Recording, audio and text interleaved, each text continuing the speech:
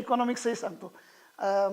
आत्ता पुण्यात CNG मिळतो तो गेल्या आठवड्यापर्यंत 95 होता, पण 80 रुपयाला मिळतो असं धरू. म्हणजे आता 85-90 अशी किंमत आहे. 80 रुपयाला होतो. आपण जे गवत विकत घेऊन शेतकऱ्याकडनं जरी केला तरी आपली कॉस्ट ऑफ प्रोडक्शन 30 रुपयात येते, म्हणजे ऑपेक्स सगळी धरून. आणि आपण तोच 80 रुपयाला विकला, म्हणजे 30 रुपये कॉस्ट ऑफ प्रोडक्शन आणि 50 रुपये प्रॉफिटनी 80 रुपयाला विकलं, तर ही जी कॅपिटल कॉस्ट आहे ही साधारण 3 वर्षात पेबॅक येते, असं हे बँकेबल उत्तर होतं. आणि याच्यात शेतकऱ्याला एकरी 1 लाख रुपये आपण देतो आणि त्यांनी काही करायचं नाही. एकदा गवत लावलं की ते आपोआपच येत राहतं. म्हणजे आणि ते एकदा दर 4 महिन्यांनी आपण ते हे गवत, हत्ती गवत दर 4 महिन्यांनी 8 ते 10 फूट वाढतं. ते कापून आपण घेऊन जातो, परत ते 4 महिन्यांनी 10 फूट वाढतं. असं वर्षानुवर्ष दशकानुदशकं येत राहतं. म्हणजे त्याला शेतीला फार वेगळे इनपुट द्यायला लागत नाहीत. याला फक्त युरिया द्यायला लागतं, म्हणजे कारण प्लांट ग्रोथ आहे याला. हत्ती गवताला फळ फूल असं काही नाहीच आहे. It's only vegetative growth. आणि हे फॉडर क्रॉपच आहे, म्हणजे एक प्रकारे गाई पण खाऊ शकते. गाईने खाल्लं तर शेणही याच्यात टाकायचं, कारण शेणाचा तर गोबर गॅस होतोच, नाही तर गवतही टाकायचं. तर अशा प्रकारे any biomass can be converted into आहे आणि ते अतिशय इकॉनॉमिकल पडतं.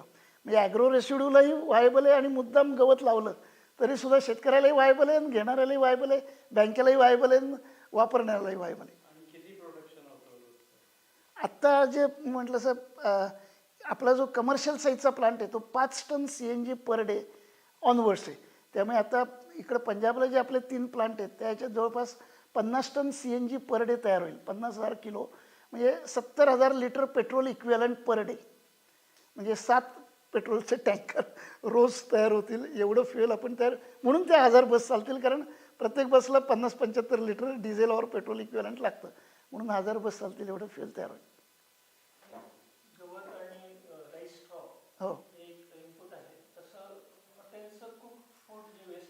सगळं. आता मी म्हटलं तसं आपल्या बॅक्टेरियाला starch, sugar, protein, fat, cellulose, hemicellulose सगळं चालतं.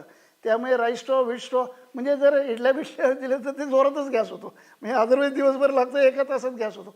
त्यामुळे सर्व food waste, plate waste, kitchen waste, chicken waste, veg, non veg सगळ्याचा 100% गॅस होतो. त्यातल्या 3 गोष्टीचा फक्त गॅस होत नाही. एक त्यातल्या मॉइश्चरचा होत नाही, म्हणजे पाणी आत येतं आणि बाहेर जातं. दुसरं ॲश कंटेंटवाली जी गोष्ट आहे ॲश, त्याचा गॅस होत नाही, कारण तो इनऑर्गॅनिक्स आहे सगळे, NPK, म्हणजे त्याची ऑक्साईड्स वगैरे असेल. आणि तिसरा लिग्निनस मटेरियल, म्हणजे वुडी मटेरियल, तो आपल्या बॅक्टेरियाला डिग्रेड नाही करता येत. पण तो जो लिग्निन जर बाहेर आला तर त्याच्यापासून डायरेक्ट पेलेट ब्रिकेट होऊन कोळशासारखं ते वापरता येतं. आत्ता आपण PCMCला, पिंपरी चिंचवड कॉर्पोरेशनला असा पहिला प्रयोग करतो आहे, जिथं आपल्याला कॉर्पोरेशननी एक 5 एकर जागा मोशीच्या डम्पिंग यार्डवर दिली आहे. 1,500 हॉटेलमधनं रोज 50 टन ओला कचरा, म्हणजे हॉटेल वेस्ट स्पेसिफिक गोळा करणार, इन्क्लुडिंग व्हेज नॉनव्हेज सगळं, म्हणजे जे आहे ते सगळं ओला कचरा असं म्हणून कॉमन त्या ह्याच्यातला. आणि त्याच्यापासून 2 टन CNG आपण तयार करणार आणि तो विकणार. आणि असं 15 वर्षाचं कॉन्ट्रॅक्ट कॉर्पोरेशनने दिलं आहे. तोही प्लांट बांधून ऑलमोस्ट पूर्ण झाला आहे. 15 ऑगस्टला त्याचं टेंटेटिव्ह उद्घाटन, पहिला गॅस विकला जाईल.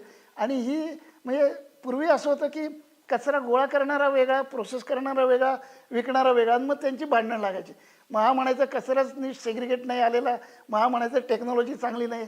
तर आत्ता कॉर्पोरेशनने असं सांगितलं, तुम्हीच गोळा करा, तुम्हीच प्रोसेस करा, तुम्हीच विका, कोणाकडे एकमेका, आणि तुम्हीच एंड टू एंड करा. आम्ही जागा आणि पैसे देतो, आणि ऑपरेशन कॉस्ट जी आहे कचरा गोळा करायची ही साधारण 1,500 रुपये टन येते. त्यातली त्यांनी निम्मी आपल्याला दिली आणि म्हणले निम्मी तुम्ही गॅस विकून मिळवा, म्हणजे तुमची टेक्नॉलॉजी पण चालेल की नाही ते आपोआप त्याच्यात गॅरंटी होईल. त्यामुळे असं आपण आत्ता कॉन्ट्रॅक्ट करून हा पहिला प्लॅन करतोय. त्याच्यात व्हेज नॉनव्हेज सगळं चालतं. सर, शेतकऱ्यांसाठी काही छोटे प्लांट पण तयार करणार आहेत का? आणि असं बायोगॅस कॉम्प्रेस करून आपण हे करू शकतो? हो पुढे विकू शकतो? हो विकू शकतो ना. म्हणजे आता मी मगाशी उद्घाटनाच्या वेळी म्हटलं तसं, इथं पिरंगुटलाच आपला एक छोटा pilot proof of concept plant आहे, जिथं रोज आपण इथल्या शेतकऱ्याकडनं राईस स्ट्रॉ विकत घेतो, भाताचा पेंडा, आणि त्याच्यावर रोज 5 ते 10 गाड्या चालवतो. तिथं रोज 100 किलो CNG आपण तयार करतो, आणि जिथं ही सगळी टेक्नॉलॉजी आपण त्याच्यातली डेव्हलप केली. शेतकऱ्याच्या एंडला असं आहे की हे पुढचं जे सगळं आहे, म्हणजे डायजेस्टर बांधणे, त्याचं स्क्रबिंग, कॉम्प्रेशन, 200 बारला, हे सगळं एक्सप्लोजिव्ह लायसन्स खाली येतं. मग ते हे सगळं शेतकऱ्याच्या एंडला नाही होणार. पण जसं शेतकरी ऊस लावतो, साखर कारखाना 1000 शेतकऱ्यांचा ऊस गोळा घेऊन साखर करून विकतो, तसा CNGचा कोणीतरी एक उद्योजक असेल, शेतकऱ्यांनी गवत लावायचं, हत्ती गवत लावायचं आणि त्यांना विकायचं, आणि तो CNG करून विकेल. म्हणजे टेक्निकली शेणाचा गोबर गॅस म्हणजे घरोघर आपण गॅस करून स्वयंपाक करायचोच. फक्त आता ते वीज चालवायची, गाडी चालवायची, याला थोडंसं हायर एंडची टेक्नॉलॉजी लागते. कॉम्प्रेसर, 212 स्क्रबर, एक्सप्लोजिव्ह लायसन्स, हे अगदी घरोघर नाही करता येणार. पण सगळे शेतकरी गवत लावू शकतील त्याला तर काही प्रश्न नाही. आणि गवत जे अदरवाईज दाणा काढल्यावर जे ॲग्रो रेसिड्यू आहे, म्हणजे याला तुराटे फराटेपासून काही पण, म्हणजे rice straw, wheat straw, even garden waste सकट सगळं, त्याची पानं, फुलं, फळं, कुठलंही तुम्ही निर्माल्यासकट सगळं याच्यात चालतं. कारण हा सगळा झाडाचाच पार्ट आहे. आणि टेक्नॉलॉजी म्हणून अशी आहे, सेल्युलोज इज सेल्युलोज, म्हणजे बॅक्टेरिया त्या सेल्युलोजचा गॅस करतो.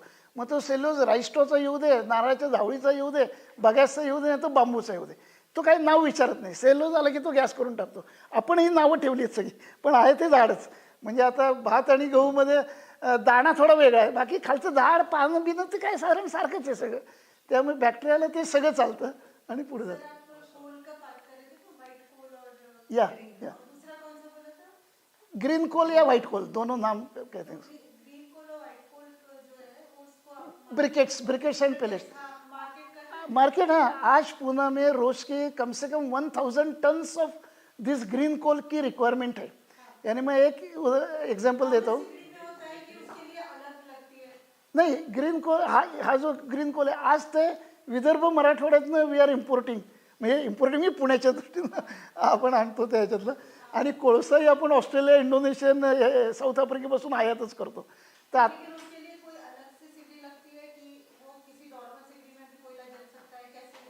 नहीं, कुछ ये जो स्टैंडर्ड बॉयलर्स है ना, अभी ये जो अभी मैं कहता हूँ सेरम इंस्टीट्यूट जो वैक्सीन बनाती है, उसको रोज का 150 टन ये ब्रिकेट्स लगते हैं रोज के. एक इंडस्ट्री है, मैं बता रहा हूँ.